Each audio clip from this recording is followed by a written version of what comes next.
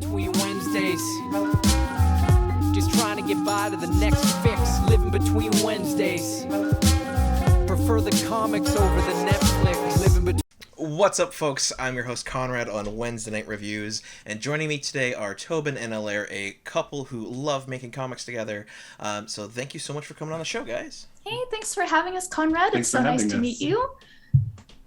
Awesome. So I always like to start with, for the people in YouTube land out there who may not know at all who you are, have never heard your name or seen your faces, how would you describe yourselves? Mental. Okay. Sorry. Alaire is an artsy. You changed class, right? You're not. Yeah, an artsy I'm not a druid anymore. I'm a bard. You're an artsy but not bard. a very good one. And I'm a nerdy wizard. That's Yeah. how we describe ourselves. Yes. I love it. Okay. And actually, to speak on that, so in doing my research for our interview today, I've actually seen that, Alaire, you went to University in Idaho for illustration. I did. Did you? I know that you have your bachelor's. Did you get a master's at all? No, because when you're an artist, people don't care if you have a degree. If you can draw the thing and talk about the thing, then you can do all the things. So yeah, I just have a bachelor's, but like it was great. I love taking university classes just for art. Yeah. That was the dream. Yeah. Perfect. Mm-hmm. Okay.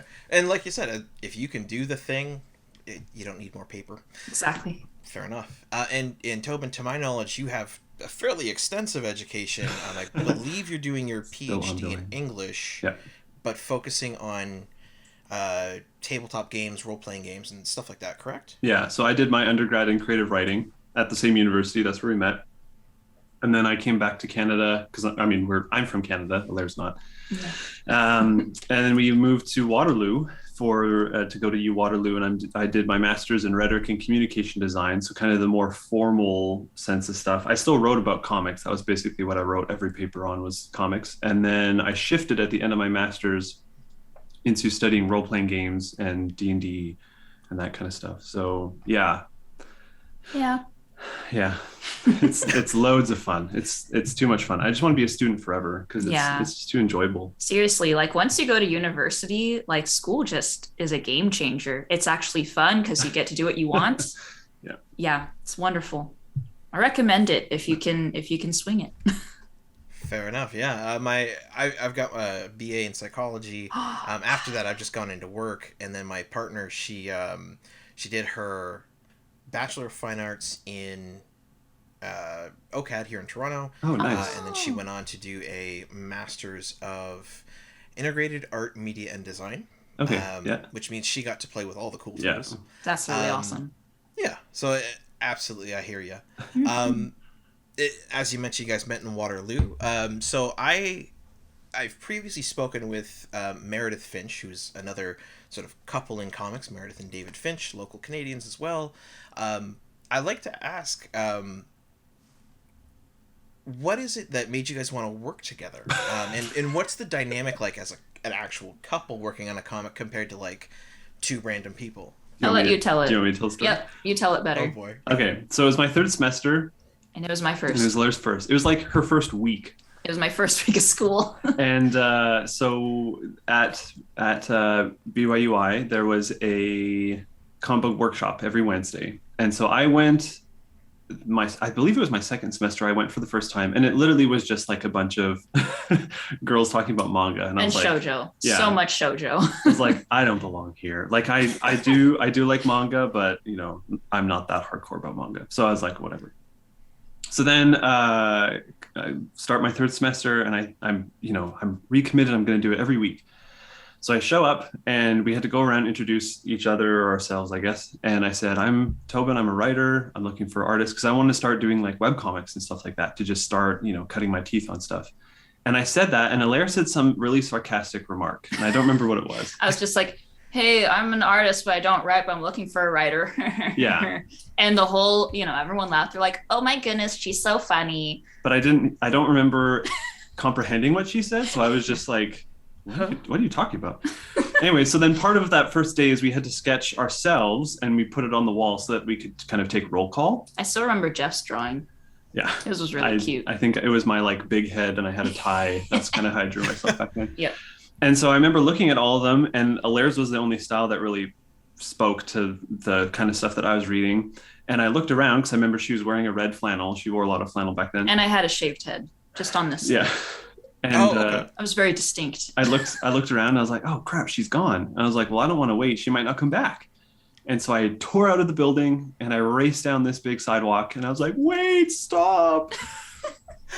And so we started talking a little bit and was like, I have these stories. You know, I think back then it was Fear Catalyst and some other stuff. I was like, it's crime, blah, blah, blah, all this stuff. We don't talk about Fear Catalyst. And she's like, that sounds kind of cool. We should talk some more. So we had a bunch of really awkward lunches where she was like, do you want some of my rice bowl or something? And I'm like, I got some cup bop. Eating PB&Js. And I was like, no, I don't want rice. And then he forgot to invite me to a party he said I was invited to. We were doing taco parties and we totally forgot. That memory showed up on Facebook not that long ago, actually. So then once we actually started working, it was really, I feel like we clicked really well because with all of my artists, you know, I say, here's what I have scripted, but obviously I'm coming to you because you do something that I can't. So here's the freedom and I'll just kind of fix it, you know, through the writing and whatnot. And so we meshed really well. So we did some web comics, we did some like one and done things. We did Transmute, which is kind of the smattering of little things, and then onto Crown and Anchor. That one back there. But the joke that I always say is, you know, when I'm introducing myself in classes or different things, I say, I met this really great illustrator, but her rates were too expensive. So I just married her because it seemed cheaper. All he has to do is feed me. I get fed a lot. So I'll let Alaire talk about how her experience is working with me. But really, I try to set up a standard of like, no matter who I work with, I'm coming to you because of your skill and your talents. So you do what you need to do to make it look as great as you can. I really don't like being a creator who's like, actually, can you? Well, I guess I do that to you a little bit. But like, you know, can you fix this gesture? Can you fix this whatever? With Alaire, all I talk about is like, make it not so like geometrical because she likes to do geometric panels and stuff. I thought you were going to say, please don't make it so sexy. Like, just stop. We save that for the Patreon. That's right. Fair enough. OnlyFans accounts, just sensual comic pages. No, working with Toben is great because he does give me that freedom. He does give me enough structure. And all that I require is like, you know, a character, their emotion on their face, and then what they're saying. Because even though the dialogue may change after he gets the art back, I still need to get a sense of, I learned that from Ed Brubaker. There you go. No. What? Yes. Was that from, it was either Ed Brubaker or Brian Azzarello. That's what they script. Maybe it's basically just like, here's the person, here's their emotion. Yep. Go for it. Basically, tell me all the important things and I will fill in the rest. And Toben, he really doesn't nitpick. There are some creators that are just like, oh, actually, I'm going to like change their entire outfit. It wasn't in the script, but I want you to do it. Like, no, thank goodness. In that case, I would be like, hey, that's 20 more nuggets if you want this edit because it's too much. And I decided to start doing that like very, very, consistently, meaning not nitpicking, because as a letterer, being at the very end of the process, oh my goodness, I always see that happen of like, I'll letter something, oh, we got to change the colors, oh, this person needs to redo the panel, and I'm like, it's not going to make a difference. Rather than go backwards, why don't you just do the next one better? So that's kind of my philosophy is like, done is beautiful is the first part, and then if you don't hit a home run on this one, you're going to be at bat for the next one, so just keep going, because it makes the process more enjoyable to just say like, you know, because artists will know where they fall short. And so they're going to recognize, you know, maybe I didn't get that gesture right the first time, but I don't have time to keep trying. That's great. You're going to have another, 24 pages to keep seeing if you can get it there. I mean, I would say that's true. And like, it just helps when the script is as finalized as possible. Yeah, I never re-script. We just re-dialogue. Yeah, basically. Oh. Sometimes I'll add a panel here or there if I feel like it needs another beat or someone emoting, but that's, I don't really do that with clients. Typically they tell me what they want and I do it, but with Toben, we'll read client scripts and I'll be like, you can cut that panel, you can cut that panel. So it's like, Alaire you want me to draw 13 panels? Alaire gets a 6-panel page. I'm like, no, that could be 3. Just But Tobin's then very minimalist though. Yeah. And sometimes that's great. And sometimes I'm like, no, what about this and this and this? There needs to be a transition. the transition happens in the gutter. Oh my goodness. No. You want to get into like the meta comics analysis. So anyways, Tobin lets me do what I want for the most part. And then I tell him if I don't like something, and then he'll tell me if I'm wrong. And then I'll tell him if he's wrong. And then eventually we get a book done. Yeah. I love it. I love you guys. You're fantastic. I was gonna ask about Fear Catalyst. Okay. We can In talk my about Fear research Catalyst. I'd done, that was like the first book you guys did together, right? Yeah. Appreciate maybe you don't want to talk about it. From obviously your current book, which is Crown and Anchor, or your as a couple, your current book of Crown and Anchor. What's changed from creating Fear Catalyst till now, and Everything. roughly how long has that been? Okay. We started Crown and Anchor fall Well, we started 7 years ago. We started Fear Catalyst 2014 to about 2015 or 2016, and then it No, I kind of didn't go dropped that off. long. Are you sure? No, we didn't. We got. I don't think we even completed the first issue. We might have.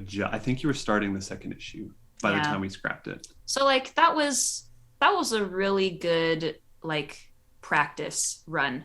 You know, my art was bad. His lettering was disgusting. That's lettering in Photoshop still.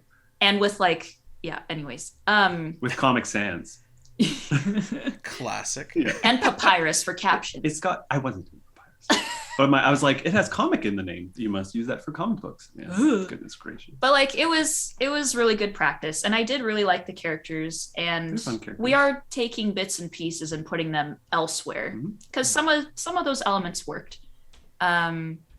But yeah, we, like Tobin said, we started like kind of building up Crown and Anchor in 2015.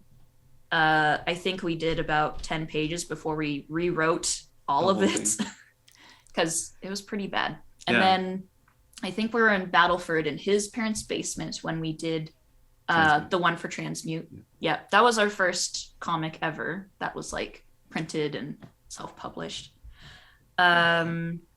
We did a couple other like little web comics. We did like a comic for the school paper. Oh, I forget about that all the time. And then we like a Sunday Funnies like strip yeah, Oh, just cool. about college life. that was in the school paper. So there was stuff like you would wait 8 hours in the testing center line, and this is like basically a true story because the lineup would be through the whole building, and you get to the front of the line and you forget your student card, so you couldn't take the test.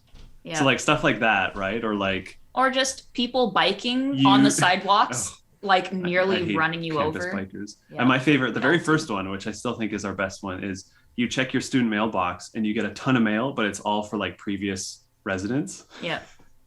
It still happens. I still like the cleaning one where you do all the Oh, yeah. dishes, everything's clean, and then someone puts one dish in the sink and it fills up again. And you're just like, I just did the dishes. yep. And then we did another one that was an anthology. We had other artists do art Story for us. Snacks? No, the Cinderella. Oh, right. I forget about that one too. Yeah. Yeah, but I'm glad that one was short. But there's so much that changed. The art has definitely changed. The Alaire way we knows- storytell has definitely changed. Alaire knows what page size we draw at now. The first like 40 pages she drew, some were at 8.5 by 11. It's 11 by some were at- 17, right? Some were at 9 by 12. Oh my Some were at gosh. like 5 by 7. Okay, that one is not true. They That were last all one. over the place. You know, it just really took a lot of practice and research and more practice and making mistakes and learning and more practice. Yeah. So whenever people are like, I don't know when to start my comic, I shouldn't say it like that. I don't know when to start my comic. We just go, just start now. Pick somewhere and go. Like- Yeah, like if we were to do it again, we probably wouldn't have started with a 40 page. That's not true. Or 40 issue thing. You know, from a business standpoint, from a Oh, creator well. standpoint, yeah, I would have kept going with, or I would pick Crown and Anchor first every time because it really is our best work. We also we love it so much. So we're just like, why do these other things right now when we could do what we enjoy doing most? And it's the story right now. Yeah.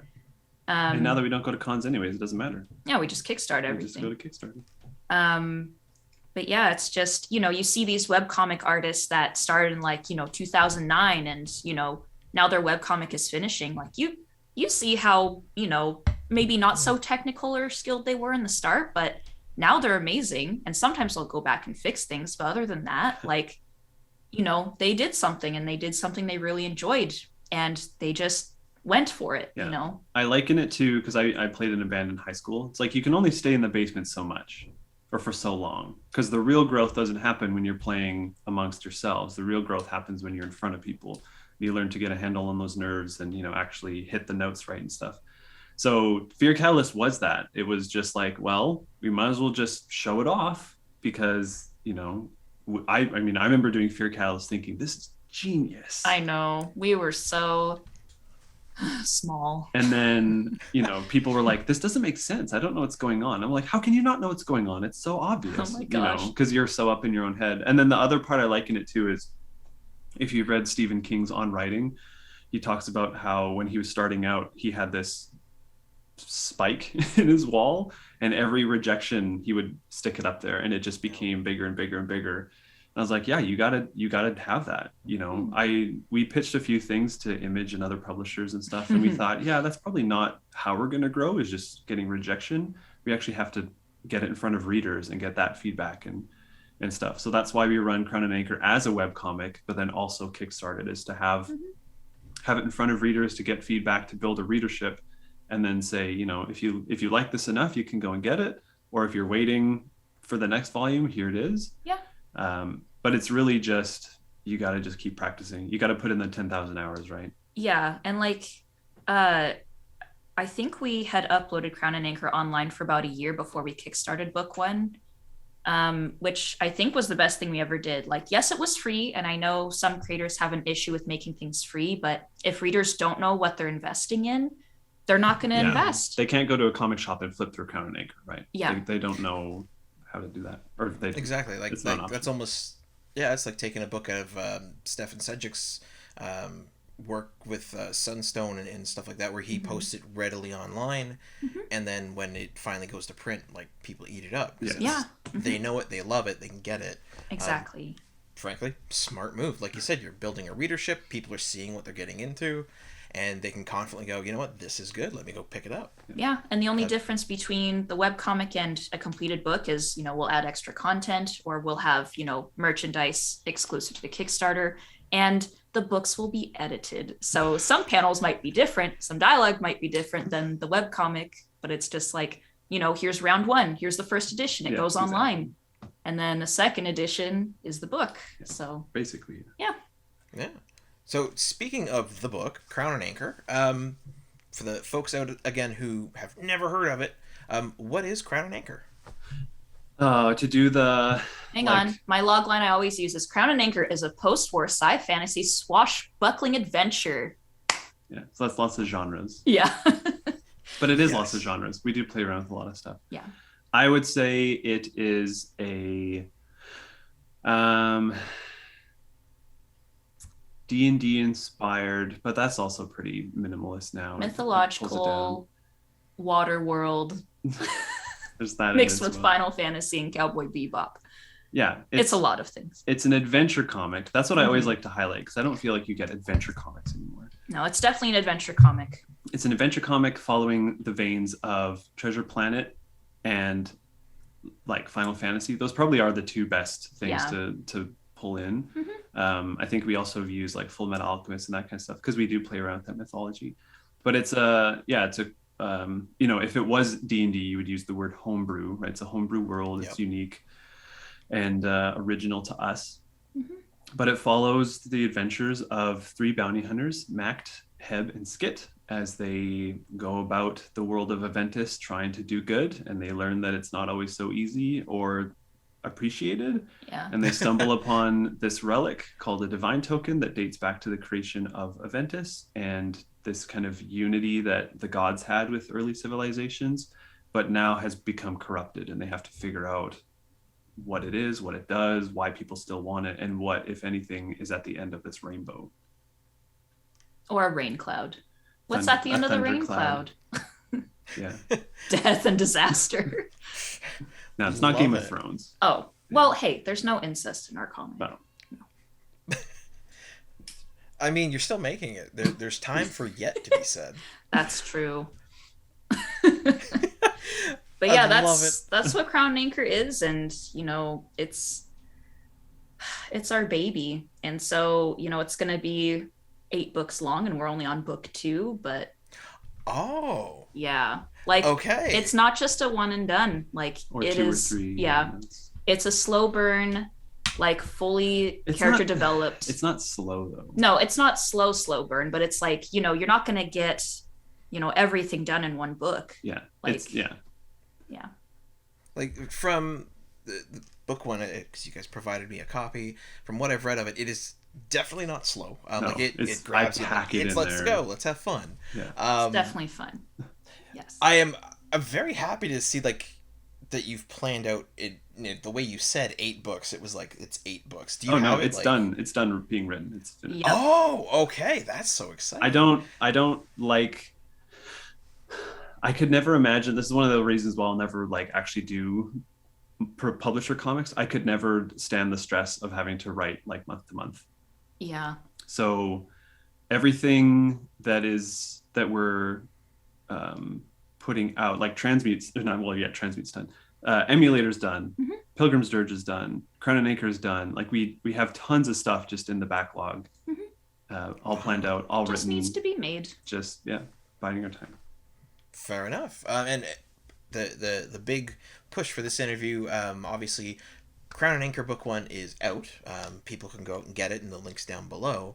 But on October 12th, so not too far from now, they can actually go find your Kickstarter for the second book. Yeah. Day after Thanksgiving. So it's Yay. Canadian Black Friday, Black Tuesday.